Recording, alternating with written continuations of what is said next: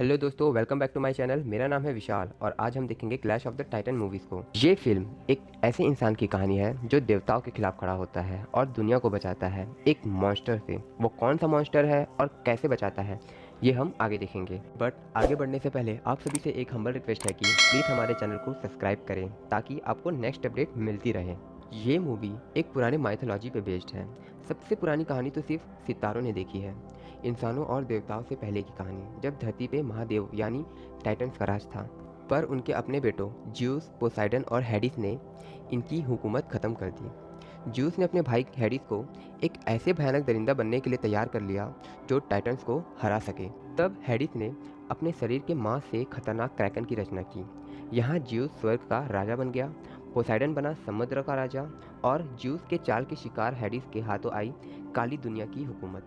इंसान की रचना ज्यूस ने की और इंसानों की प्रार्थनाओं ने देवताओं को अमर बना दिया। पर गुजरते वक्त के साथ इंसान बदल गए, वो देवताओं को चुनौती देने लगे और फिर इंसानों ने देवताओं से बगावत कर दी। उसी दौर में एक बच्चे का जन्म हुआ, एक लड़का जो सब कुछ बदलने वाला था। फिर हम देखते हैं कि समुद्र में एक संदूक होता है जिसे एक मछुआरा अपने नाव पे ले आता है। उस संदूक को खोलने पर एक छोटा सा बच्चा और उसकी माँ नजर आती है। वो लेडी तो मर जाती है पर उसका बच्चा जिंदा होता है। तभी एक अननोन कैरेक्टर हमें नज़र आता है जो उस बच्चे पे नज़र रख रही होती है। हमें पता चलता है कि उस बच्चे का नाम परसियस है।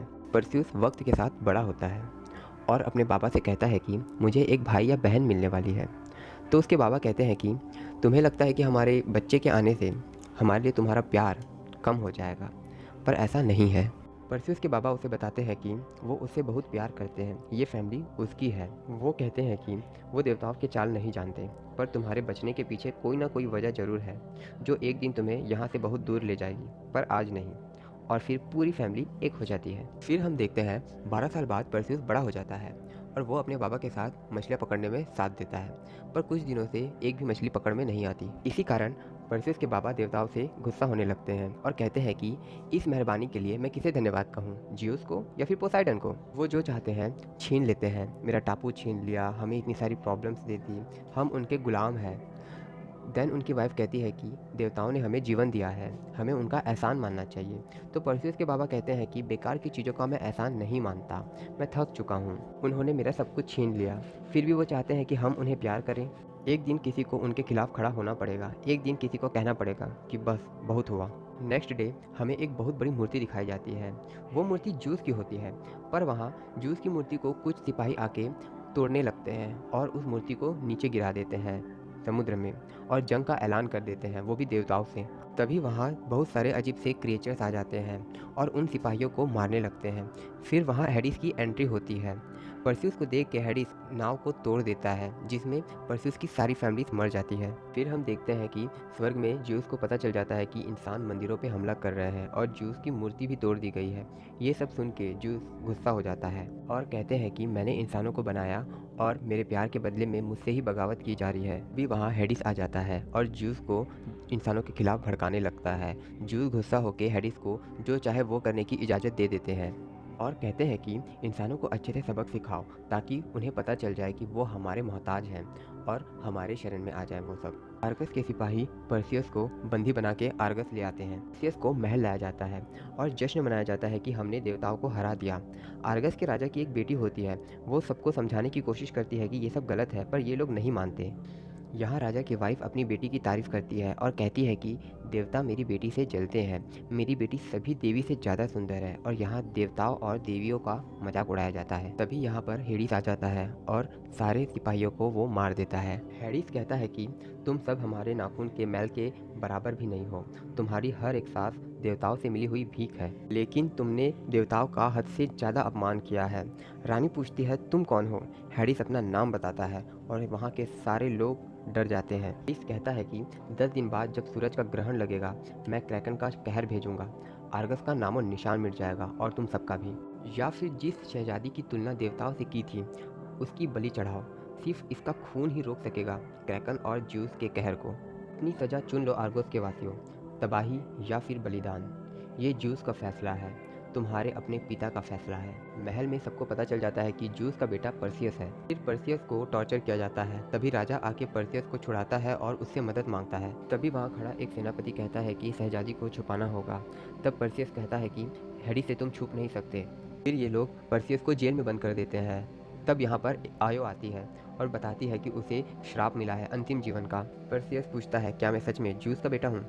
आयो कहती है कि बहुत लंबे समय से इंसान देवताओं के लिए खिलौना रहे हैं। फिर एक दिन एक आदमी ने बगावत की। वो थे राजा एग्रीसियस। राजा एग्रीसियस ने ओलंपिक पर्वत घेर लिया और देवताओं के जुर्म सहने से मना कर दिया। कहते हैं दूसरे देवता एग्रीसियस और उसकी सेना को मिटा देना चाहते थे, पर ज्यूस इंसानों से प्यार करता था। तो ज्यूस ने राजा एग्रीसियस का रूप लेके रानी के रूम में चले जाते हैं और यहाँ एग्रीसियस गुस्से में आके रानी और ज्यूस के बेटे को मारने का हुक्म दे देते हैं। रानी और उसके बच्चे को पानी में फेंक दिया जाता है।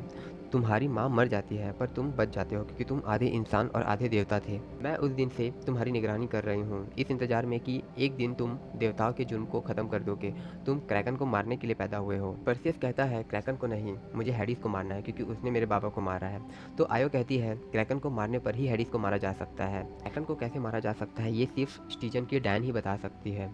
और फिर ये लोग एक टीम बना के डैन से पूछने निकल पड़ते हैं। ये लोग जैसे ही बाहर निकलते हैं, यहाँ सारी प्रजा इन लोगों को मना करने लगती है देवताओं के डर से, और फिर इनका सफ़र शुरू हो जाता है। दूसरी तरफ हैडिस एग्रीसियस के पास जाता है और कुछ शक्तियाँ देता है अपनी, ताकि वो पर्सियस को मार सके, और डील करता है कि तुम मेरे लिए पर्सियस को मारो, मैं तुम्हारे लिए ज्यूस को मारूंगा। पर्सियस को आगे जाके एक जादुई तलवार मिलती है, पर पर्सियस मना कर देता है। फिर आगे जाके कुछ देर बाद रास्ते में उन्हें उड़ने वाले घोड़ों का एक झुंड दिखाई देता है। फिर वहाँ पर एक बड़ा सा बेगिसीस आ जाता है।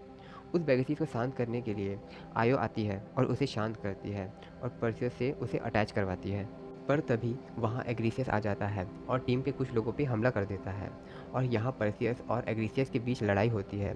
एग्रीसियस पर्सियस को काट लेता है और उसके शरीर में जहर छोड़ देता है। लड़ाई करते समय एग्रीसियस का हाथ कट जाता है, जिसके कारण उसके हाथ और खून से नए बिच्छुओं का जन्म होता है, जो आकार में बहुत बड़े होते हैं। ये सब मिलके एक बिच्छू को तो मार देते हैं, लेकिन उसके पीछे बहुत सारे बिच्छू आने लगते हैं। तब वहाँ जिन की एंट्री होती है।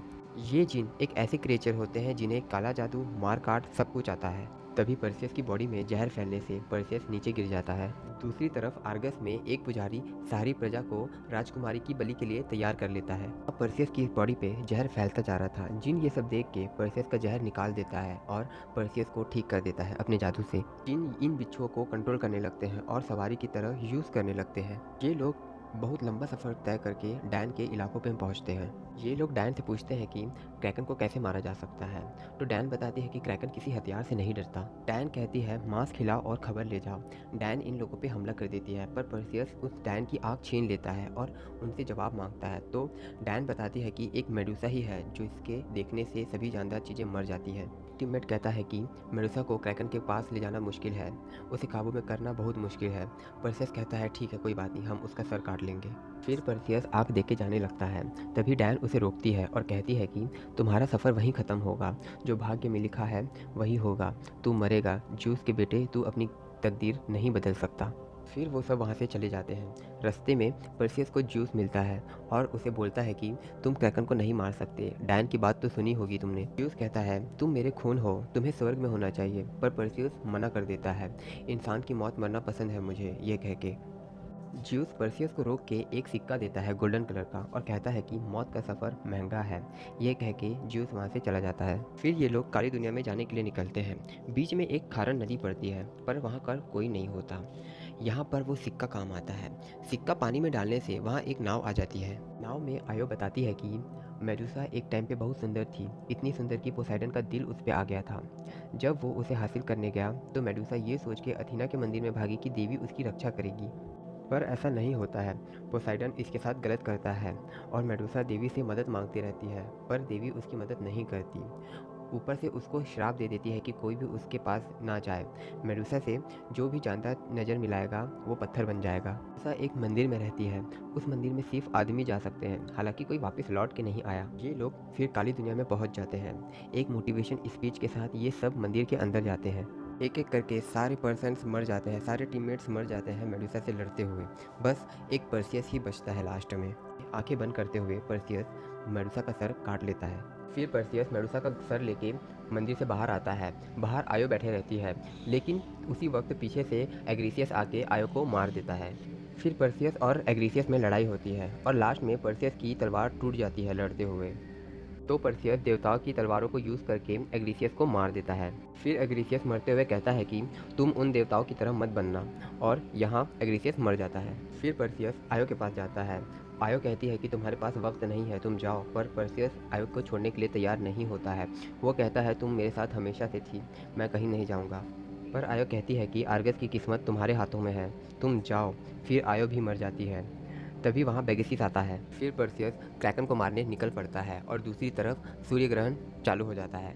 स्वर्ग में हेडिस की बात मान के ज्यूस क्रैकन को आज़ाद करने की ऑर्डर देता है। क्रैकन समंदर से धीरे धीरे बाहर आने लगता है। पुजारी और उसके साथी महल में हमला कर देते हैं ताकि शहजादी को पकड़ सके। क्रैकन को समंदर से बाहर आते देख वो पुजारी शहजादी को लटका देता है। इंसानों के डरने से हेडिस की ताकत बढ़ जाती है और ज्यूस की ताकत कम होते जाती है। देवताओं को मतलब ज्यूस को इंसानों के प्यार से ताकत मिलती है और हैडिस को इंसानों के डर से ताकत मिलती है। हैडिस स्वर्ग पे कब्जा करने लगता है, पर तभी ज्यूस बोलता है कि आर्गस में अभी भी एक देवता है जो अभी भी सब ठीक कर सकता है। ये सुनते ही हैडिस पर्सियस को रोकने के लिए निकल पड़ता है। यहाँ पर्सियस भी आर्गस आ जाता है। तभी हैडिस बीच में आके कुछ क्रिएचर्स पर्सियस के पीछे लगा देता है ताकि वह मेडुसा का सर छीन सके। क्रिएचर्स मेडुसा का सर पर्सियस से छीन लेते हैं। इस क्रिएचर्स का पीछा करने लगता है ताकि मेडुसा का सर छीन सके। हाउक उस क्रिएचर से मेडुसा का सर छीन लेता है। क्रैकन शहजादी को खाने के लिए आगे बढ़ता है। तभी पर्सियस पीछे से आके मेडुसा का सर क्रैकन की तरफ करता है। जैसे ही क्रैकन मेडुसा को देखता है वैसे ही वो पत्थर बनने लगता है। मेडुसा को देखते ही क्रैकन का सर धीरे धीरे पत्थर बनने लगता है। क्रैकन धीरे धीरे पत्थर बन के टूट के गिरने लगता है समंदर में। वहाँ की जगह टूटने के कारण शहजादी भी समुद्र में गिर जाती है। भी वहाँ हेडिस आ जाता है और पर्सियस को बोलता है कि मैं अमर हूँ, तुम मुझे नहीं मार सकते। तो पर्सियस उस देवताओं के तलवार से हेडिस को मार के काली दुनिया में भेज देता है। फिर पर्सियस समुद्र में कूद के शहजादी को बचा लेता है। शहजादी कहती है कि आर्गस को एक राजा की जरूरत है और वो राजा तुम बन सकते हो। पर्सियस कहता है कि मैं जैसा भी हूँ, जो भी हूँ, मैं वैसा ही ठीक हूँ। यह कह के पर्सियस वहाँ से चले जाता है। फिर पर्सियस वहाँ आता है जहाँ पर उसकी फैमिली मरी थी। तब वहाँ पर ज्यूस आ जाते हैं और पर्सियस को थैंक्स कहते हैं सारी चीज़ों के लिए। ज्यूस चाहते थे कि इंसान उनकी पूजा करे, पर अपने बच्चे के बदले में नहीं। इसीलिए ज्यूस ने पर्सियस की मदद की थी, एक तलवार और एक बेगिसिस को देके। कहते हैं कि लोग तुम्हें पूजेंगे पर्सियस, उनका भला करना, और तुम इंसान बन के रहना ही चाहते हो तो मैं तुम्हें अकेले नहीं रहने दूंगा, आखिर तुम ज्यूस के बेटे हो। ये कह के ज्यूस वहाँ से चले जाते हैं और आयो को फिर से पर्सियस के पास भेज देते हैं और फिल्म यहीं ख़त्म हो जाती है। थैंक यू सो मच दोस्तों। अगर आपको ये वीडियो अच्छी लगे तो प्लीज़ इस वीडियो को लाइक ज़रूर कीजिए।